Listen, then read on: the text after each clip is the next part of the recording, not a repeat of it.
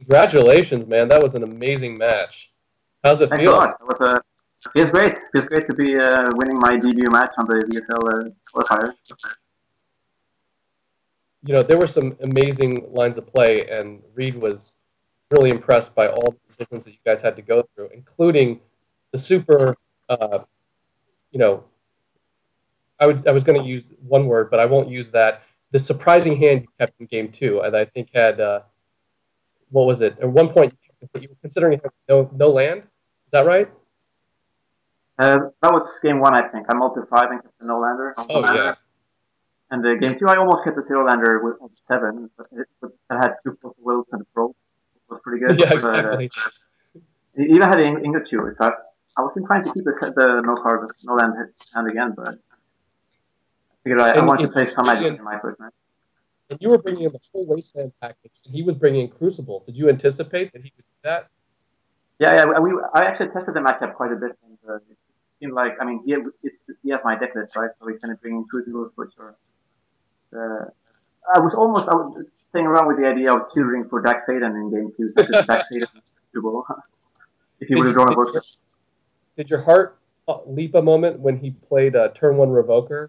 Were you afraid he might name Mox Ruby there? Well, if he would have named Mox Ruby, I knew he would have been ghosting, right? Fair enough. Fair enough. Well, that was a fascinating. Did you see my first hand in the first game that I mulliganed? It was like a Lotus, Null Rod, Cabal Therapy, and like a misstep. Hey, but you were on the draw. You were on the draw. Yeah. Tough. That's a tough mulligan, but it's one I think you have to take. It didn't really have any action either. Like, it had no fielding for brainstorms or anything. So. Yeah. Well, let's transition to talking about this upcoming matches. Can we get one of the deck lists up on the screen? These are exciting. Have you seen these deck lists, Ole? Yeah, I have. I'm quite impressed by this weird 4-color control by Fabiano. This is trying no mental missteps and all colors, good stuff, right? This deck is a complete brew. I mean, it's awesome when you see these kinds of things because it's exciting as a vintage player. I don't know how you feel about it, Ole, but to see people come in with decks that you never see anywhere else, and I mean, as long as you have the core of the Force of Wills and usually mental missteps, you can get away with pretty much anything. But it's 4 colors, and the one color it doesn't have is green. Gerard has played in the Vintage Championship before, and he usually plays like a bug type deck. To see him with a 4-color control brew is awesome. It's so Weissman-esque, and it's got a lot of singletons, except that, like you said, the anchor is the Force of Will and Mana Drain package. But he's got so many cards that you very rarely see. In fact, one of the cards that stood out to me is I think he has a Vindicate. What do you make of that? The all-purpose. It's certainly a catch-all, isn't it? I don't know. I mean, it looks like a fun brew, but I think it's going to have a hard time matching up against the Super League. Yeah, he's got combo cards though, and although he doesn't have a lot of control elements, he does have a Thoughtseize, and he does have the Key Vault combo. So that's Mindslaver Academy Ruins, right? Yeah, he has the Academy Ruins lock. He has everything. He has Library. He has Academy Ruins. He really does. He has just a little bit of everything, and he can gain life and go a long game with Academy Ruins and Wormcoil, and he's got Tassiger in the Notion Thief combo with Dak. A lot of nice little synergies built in here. We can go into more detail, but maybe we can get Reed Duke's deck also up here, because it's fast. The usual storm deck, right? Yeah, here we go. So this deck, he's been playing Storm at the Eternal Weekend 2 years in a row, right? You're exactly right. I mean, so that's the first thing I did is I went and compared his deck with the deck that he played in the last Vintage Championship, and the differences are quite subtle. For those who are the sharp-eyed among us, they'll notice that they'll recognize that he played this in the this archetype, and in fact, almost this entire deck list at the 2013 Vintage Championship and this past year's 2015. I tried to count the number of differences in the cards, and it's I think under 5 in the main deck. He dropped a Chromox out. He added a Dark Petition, which have you gotten a chance to play around with Dark Petition at all? I've played against it. I've played against some Storm decks with 4 petitions. It seems super explosive. Like you go off. You pretty much never fizzle out when you start going off. It's like the legacy storm almost. I mean, you change Yeah, it. it kind of builds to a critical mass, doesn't it? And once the Dark Petition resolves, you know you're kind of dead. He's Yeah. also gone back and he's added the Simian Spirit Guide, which he notably used in 2013, but didn't play this year. And as he mentioned go It's ahead. all about the subtle differences and nothing like you know all the differences by heart from that years back. I'm impressed. Well, he also cut he cut the chain of, I believe he cut a chain of vapor, and he added the second Herples, which you can't blame him when you're dealing with you know a lot of the hanger back stuff, and it's just more sweeping. And when um, you know, I think it can take obviously a lot more out at the same time. What do you think But about this the running no permission? Like, I mean, it's running one yeah, misstep, right? but exactly, he has the one mental misstep, which is so funny. It's the singleton that just gets you all the time. But it's true he doesn't have a lot of the counter magic at all. What he does, he's played this deck, basically this archetype. I love it when you so rarely see that in Vintage these days, where people play literally the same archetype for years on end. And it reminds me of the good old days, the 93, 94 days, as you were just talking about, where, off the air, where people play, become really proficient and become an expert at their archetype, at their strategy, at their school of magic, if you will. And I love the fact that Duke's playing this, and I think we're going to get a great match as a What do result. you think about what do you think about the matchup? Do you think Fabiano has a chance, or I think they both have a chance. I think Fabiano's advantage is that he's got a lot of built-in synergies. So I mean, what happens if Fabiano has like a turn one or turn two notion thief? So that's going to be really hard to overcome. And then of course Gerard can assemble. Well, there are those. it feels like there's going to be uncontested duresses from Reed, and then it's just going to pop off on like turn two or three, right? You're probably That's right. I the mean, I think game Reed. plan. Yeah, Reed probably has a pretty big advantage. Although we should take another look at the sideboard real quick of Gerard's deck if we have time, because I think I saw some more interesting cards in there He that has will. some sweet stuff in there. Yeah, he's got two meddling mage here, and I don't know if there's much that Reed can do about it if he just names Tendrils, then he's going to have, because he doesn't have the chain of vapor anymore. What about And Slaughter he's Games? What's that? What about Slaughter Games? Yeah, Slaughter Games is equally brutal. At that point, Reed has to go infinite with the Simian Spirit Guide beatdown. Melee Mage actually seems pretty well positioned in Vintage right now, doesn't it? Yeah, I don't know how easy it is going to be for him to resolve it, but it looks like his mana is pretty good. Well, he's got one Tundra. Melee Mage is But really good. yeah, I mean, these are interactions you don't really see a lot. Like you're just pointing, you don't really see them a lot anymore. So it's really hard to predict exactly how this is going to play out. I think you're right, though. I think Reed has a pretty big advantage game one just because of the lack of, this is more of a throwback deck where you've got like 7 counter spells main deck, where today's blue decks run like you run, like 12, 13, whatever. So this But should they're be both really. yeah, it should be action packed. They're both playing the full set of marksmen, right? So this is like proper Vintage where there's a lot of things happening on the earth. None of that mana efficient 1-2 markers Delver deck that we tend to play. Let's do it. I think we're ready to watch the match. This should be exciting. All right, sweet.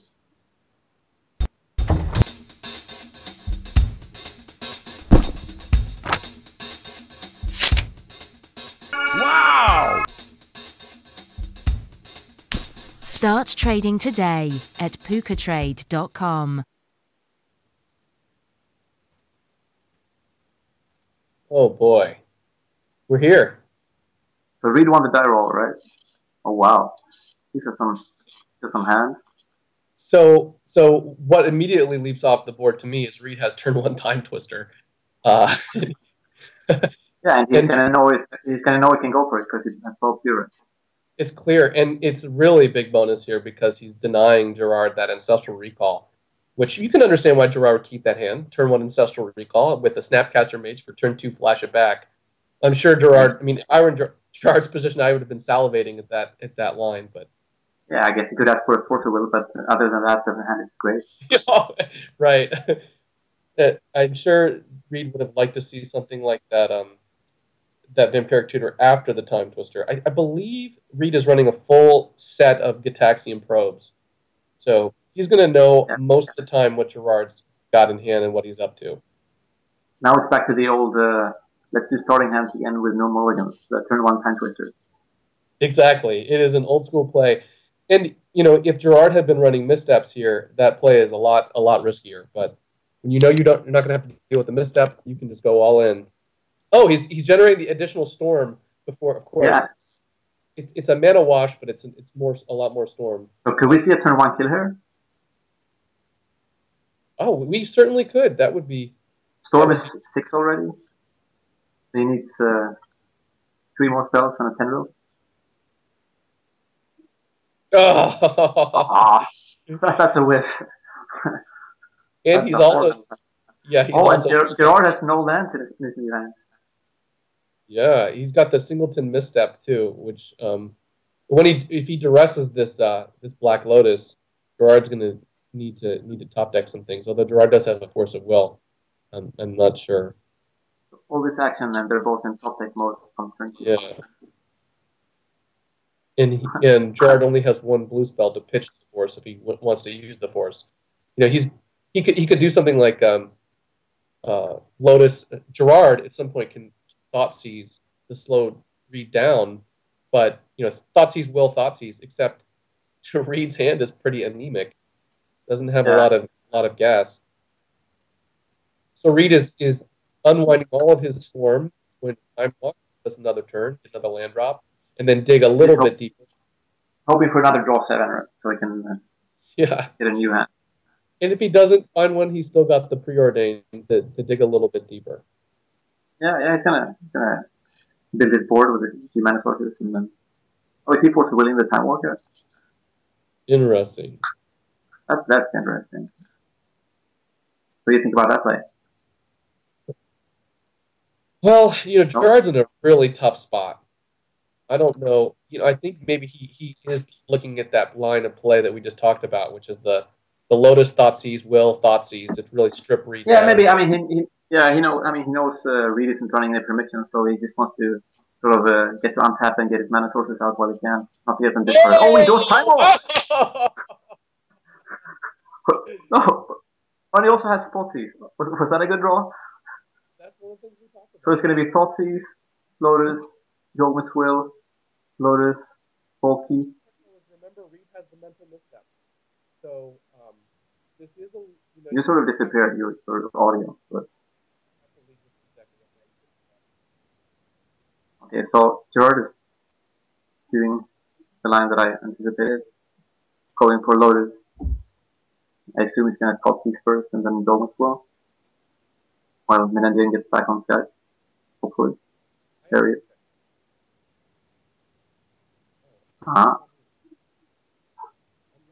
So it's been an explosive game for sure. Yeah, this is incredible. Now the question is he going to first?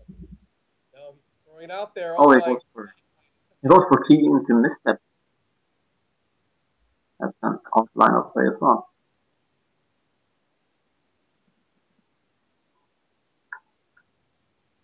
So 2 turns in, and like we guess, both players are going to be in draw goal mode until they find something. That's absolutely incredible. That is so incredible. The singleton, the singleton mental misstep. He also. It's almost a disadvantage to have the deck list there, right? Because he knows he only has one, then he won't play around it. Yeah. I mean, that singleton, you know, mental misstep. But of course, Gerard could have proactively dealt with it if he had taken a different. He could have gone with first, right? Oh yeah, I mean, Gerard could have if he really wanted to just win for sure. He could have gone Lotus, Thoughtseize, Will, replay them all, and take infinite time. There's absolutely nothing he could have done there. Let's not dwell on the mistakes. What's that? Let's not rub it in. The game is going on. Sorry. Yeah. Reed is back on entering into the 4-card draw.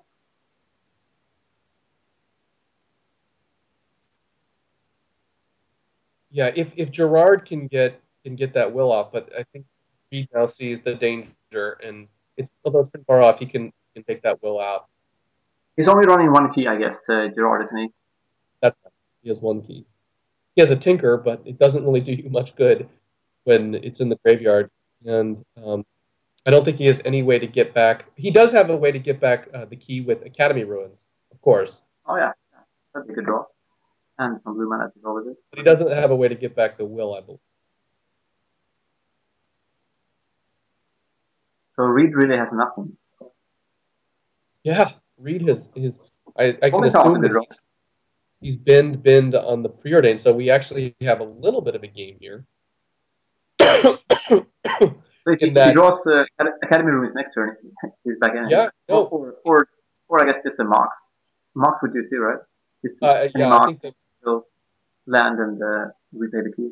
Yeah, I think the best draw here would probably be next turn would be like Soul Ring, because he could Soul Ring, will replay the fetch land, something like that. Yeah, and do it all. Yeah, he's the Lotus too. So what's this the game we expected from this matchup? Or just surprised you so far? Not at all, but we definitely anticipated there was a chance that he could win with the key vault. We saw that. Well, there's the almost bargain from the top. Oh boy. Reed has taken a lot of self-inflicted damage. You'll all notice that Reed has 12 life. So he's going to get to draw 11 cards here, which, of course, is a ton.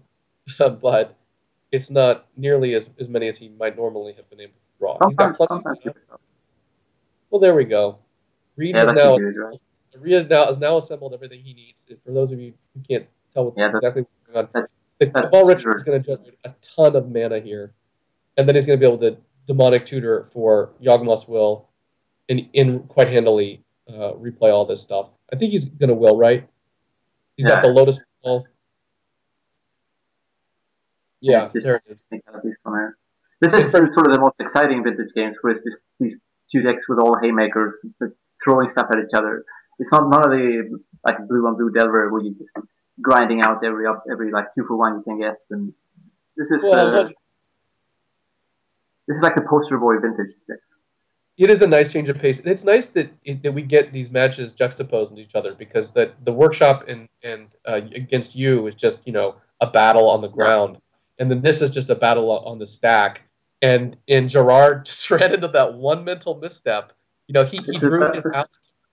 his outs to win the game, and he didn't play around that misstep, which he very very easily could have. Yeah, sure. He's sort of keeping himself down. Yeah, the lethal tendrils for tendrils you for a ton. Interestingly, Gerard could have played a meddling mage there. So we'll see if he had the mana. We'll see if he sideboarded the mana. Oh yeah. Slaughter Games is also brutal, as you mentioned. Does 3 have any other win cons than the one tendril? Let's take a look at their deck lists again. If we could get Reed's deck pulled up. Let's see what they sideboard though. Let's keep their sideboard windows open. So Reed is going. Oh, he's getting an empty the warrant to the sideboard. Yeah, he's bringing it empty. He anticipates that risk. So also bringing in treasure cruise and stuff like that. Give him a little bit more draw in the control matchup.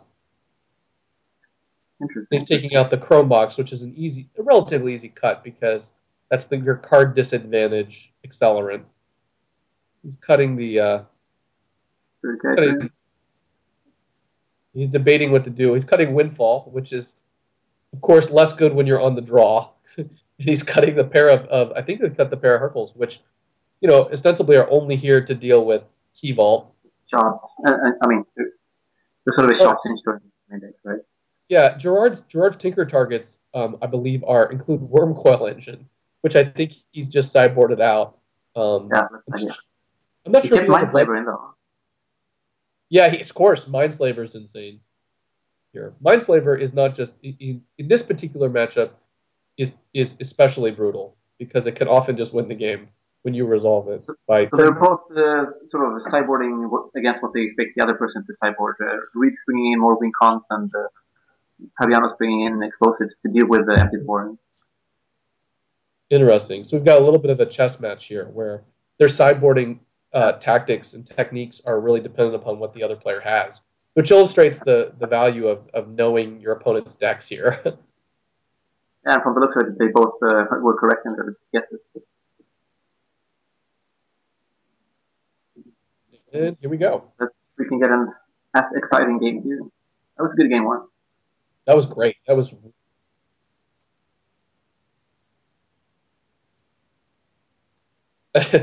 and Reed once again has a turn 1 draw 7, proceeded With the with probe. attacking probe. This time Gerard is ready. And I see a force will this time though. Sadly. Yeah. No, he also and has the slower games, which is sort of a clock. We have sideboard cards that have been drawn. So we'll see what impact those make. Gerard is leading with the Ponder, leaving the Dig Through Time as his Force of Will pitch card, unless, of course, he sees another blue spell. It'll be interesting to see whether Gerard wants to play the Engineer Explosives for 0 or not. Gerard does not have... Okay, well, he did draw Mox. So you should probably play it anyway, right? You just not get it discarded eventually. Yeah. Or is there any reason to save it? Yeah, I would probably. I mean, if your goal is to take out a bunch of zeros, whether they're Empty the Warrens, creatures, tokens, or mana, I would probably play it just because there's a risk of hitting a draw 7. But there is a reason to hold it. I mean, if he gets a Dak Fade and he wants to bin something that's not, or something like that. All right, so he does keep it, and we do another mock. Reed's probably going to lead with this probe here. He's going to see what he's facing, and he's probably going to throw this wheel in front of that force. I think I would, wouldn't you? Yeah, that's what I was going to ask. I mean, it's basically a Torak, right? I mean, you get and you don't have to use your ritual here, but if you play both Moxen, then you're going to be... Oh, yeah, perfect. So it's a super one. And then it's like a double duress. Yeah, but he's also going to have to... He's also going to give Gerard a big incentive to explosives away the 2 Moxen, which is a 2-for-2 trade, so it's fair. Yeah, that's fine. He does have to draw something pretty fast, though, since Gerard has both slower games and explosives to deal with any problem. Rudy Duke is drawing all of his single. We're gonna see who Wheel of Fortune resolve on turn 1 then. I'm sure Gerard is going to be really thrilled to run into this Pyroblast. By the way, for the record, Reed has 1 Pyroblast and 1 Red Elemental Blast in his sideboard. So. That's style points for one of each. Yeah. And he knows he can play this ritual unimpeded. He's got to fetch out a Badlands here, though, to get this protected correctly. Of course, he doesn't have to do it just yet. He can throw the wheel out there and see what happens, which is what it looks like he is going to do. He will need to draw a decent hand off the wheel, though. I mean, he doesn't have that many mana, but he can't really play anything else unless he draws small boxes. He has one black flowing. Right. But he's probably wants to this turn. He's going to be blue. Here we go. He's getting his Badlands. Reed has 1 Badlands and 3 Underground Seas. This is why Badlands sometimes appears in Vintage, largely because of combo decks like this. And we're going to wheel. That's... Not sure what just happened there, but that hand turned pretty good. Pretty fast. And any ancestral hand is like a 10-card hand. We haven't seen what Gerard's got loaded up, but it looks like, if I'm looking at this correctly, Reed has drawn Tendrils. He might even have lethal. Let's see. I mean, both these games, Mental Misstep would have been huge, right? I mean, the 1 Pyroblast and the 1 Misstep from Reed. Totally agree with you. He draws a modern hand. Yeah, Gerard's... I guess Treasure Cushion. Counter package has put him in a little bit of a bind. Yeah. But Reed here has... Let's count up his storm. It's Mox, a wheel, Pyroblast, Force. Looks like he's going to have Mana Crypt, Petal, and then Tendrils is not... Lethal, right? Is that exactly 10? Or that's turn 1. Turn 1 win. Those don't come too often, even in Vintage these days, but it's always sweet when they do. That was sweet. That's true. Wow. It's a rarity these days. I think Randy said that as of last season, we had like, out of 50 matches at one point, in our first 50 matches, we had like one turn one win. So pretty cool to see another Yeah, one. I mean, it wasn't just a lucky turn one either. He executed it perfectly. Played really well. Yeah, it was great. That was incredibly entertaining. Well, it's too bad that was so brief because that was a fascinating match. I'd like to have seen more of that. I'm not gonna complain. I get to go to bed early. It's 4:20. True. What time is it over there? It's like 4:20 a.m. Okay. Well, get some rest. I feel bad for you. Yeah. Well, it's well worth it though. It's a lot of fun. And I'm gonna watch the rest of the matches first thing tomorrow. Yeah, if you're anything like the rest of us, you're not going to be able to sleep much tonight because you're going to be so pumped. So, but that was pretty fun, and it played out, I think, like you said. But Gerard's going to go back and I'm sure kick himself because he had everything he needed to win that first game.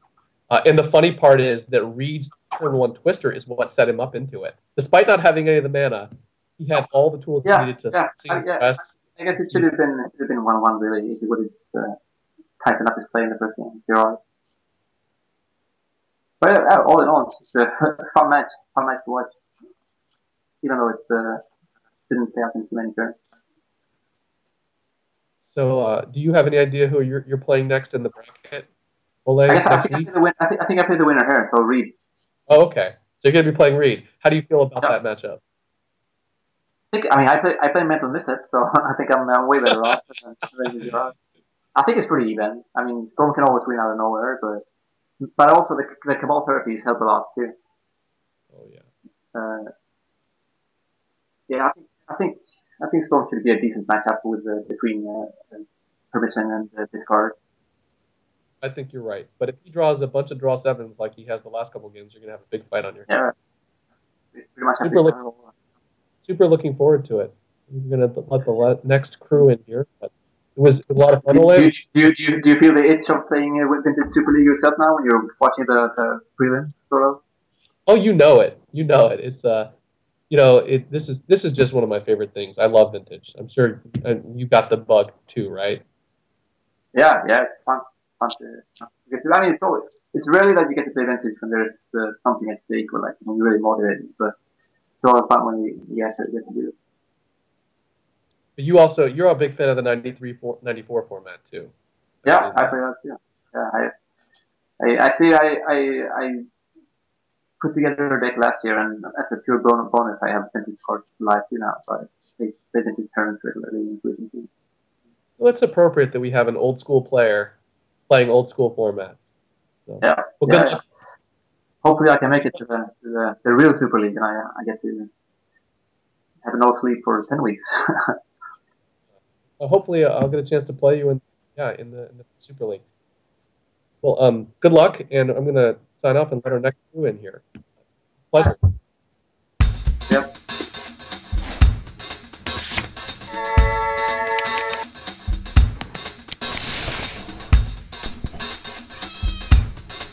With PucaTrade, the world is your trade binder.